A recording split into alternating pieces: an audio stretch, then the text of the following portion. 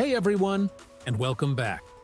Have you ever been in a situation where you ask, "Can someone grab me a pen?" and you're met with a sea of blank stares? Or maybe you've tried to say something like, "I don't need anyone's advice," but it just didn't sound quite right. If that's you, don't worry. You are definitely not alone. These little words, someone, anyone, and no one, can be surprisingly tricky. But today, we're going to break them down and make them super simple. By the end of this video, I promise you'll be using them like a pro, feeling confident in any conversation. So, what makes these three little words so confusing? They all refer to people, but they do it in very different ways. They belong to a group of words called indefinite pronouns, which is just a fancy way of saying they refer to a person or people without getting specific. The real secret to mastering them lies in understanding the context. Are you asking a question, making a positive statement, or a negative one? Let's dive right in and start with someone. Think of someone as pointing to a specific real person. You just don't know who they are yet. It's generally used in positive or neutral statements. Imagine you walk into your kitchen and you re-hit with that amazing smell of freshly baked bread. You might exclaim, someone has been baking. You know for a fact a person did it. You just haven't identified them. Or picture this. You're at a cafe and you spot a jacket left on a chair. You'd say, someone left their jacket here. Again, it's a specific person, even if they're a mystery. You can also use someone in questions, especially when you're offering something or expecting a yes. Let's say you're at a small party, holding a tray of delicious cupcakes. You'd ask, "Does someone want a cupcake?" You're not just shouting into the void, you're anticipating that at least one person will happily take you up on the offer. So, for a quick recap, use someone in positive statements when you're talking about a real, specific, but unknown person. And use it in questions when you're offering something or expecting a positive response. Simple enough, right? Now, let's move on to anyone. Anyone is much more general and open. It refers to any person at all, not a specific one. It's most commonly found in questions and negative statements. For example, if you're struggling to reach a book on a high shelf, you might call out, "Can anyone help me with this?" You're not singling out a particular person. You're opening the floor to literally any person in the room who is able to help. In a negative context, you might say, "I didn't see anyone in the hallway," meaning the hallway was completely empty of people. Or, "He doesn't want to talk to anyone right now," which means he wants to be left alone by all people. But anyone can also be used in positive sentences. When it is, its meaning shifts to "it doesn't matter who." For instance, a yoga instructor might say, "Anyone can join the class, no matter their experience level." This means the class is open to all people.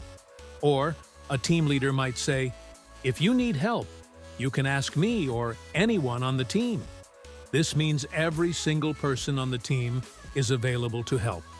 So, remember anyone as the broad, flexible word for questions, negatives, or any positive statement where it means any person at all. Finally, we have no one.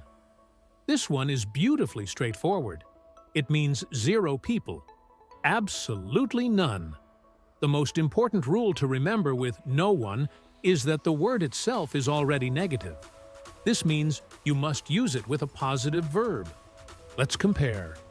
With anyone, you'd say a negative sentence like, "I didn't hear anyone call my name." The verb "didn't hear" is negative. To say the exact same thing using no one, you'd say, "I heard no one call my name." Notice how the verb heard is positive. No one does all the negative work for you. Let's try another one. She doesn't want to answer anyone's questions. The negative here is doesn't want. With no one, it becomes she wants to answer no one's questions. The verb wants is positive. No one creates a strong, clear negative statement. It's very direct. No one showed up to the meeting. That's a powerful way to say the meeting was empty. No one can solve this puzzle. It emphasizes that the puzzle is impossible for every single person. So, if you want to make a firm, undeniable negative point, no one is your go-to word. All right, let's put it all together with a little story. Imagine you're at the office. You hear a phone ringing at a nearby desk, but the desk is empty. First, you think to yourself, someone is calling Emily's desk, but she's not here. You use someone because a specific, real person is calling, but you don't know who. Then, you turn to your coworker and ask, does anyone know where Emily went? You use anyone because you're asking a general question to any person who might have information. Your coworker replies, sorry, I haven't seen her. I don't think anyone has seen her since lunch. They use anyone in a negative sentence. Then, another colleague chimes in and says, no one knows where she went. She left without saying a word. They use no one to make a strong, definitive statement that zero people have the answer.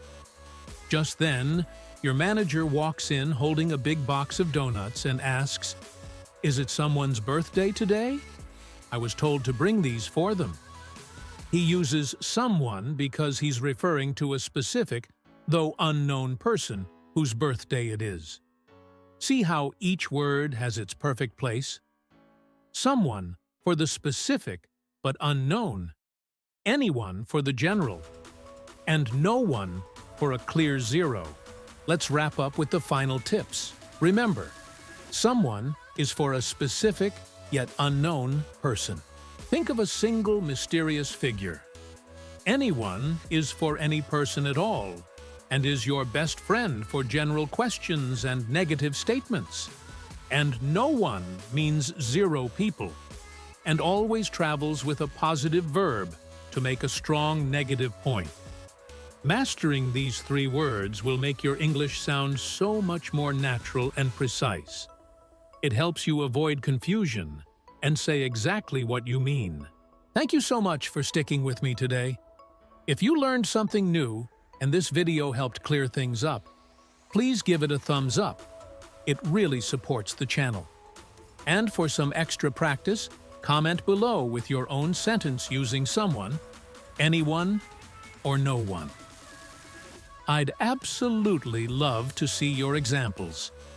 Don't forget to subscribe so you don't miss our next lesson. Until then, keep learning, and I'll see you in the next video. Bye.